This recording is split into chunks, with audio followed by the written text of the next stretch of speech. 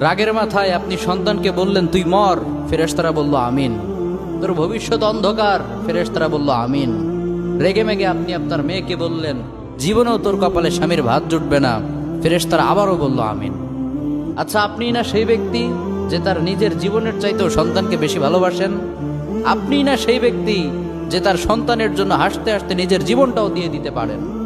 আপনি না সেই ব্যক্তি যে আল্লাহর কাছে নিজের চাইতেও সন্তানের জন্য বেশি দোয়া করে? তাহলে কি করে নিজের হাতে নিজের সন্তানের এত বড় ক্ষতি করতে পারলেন?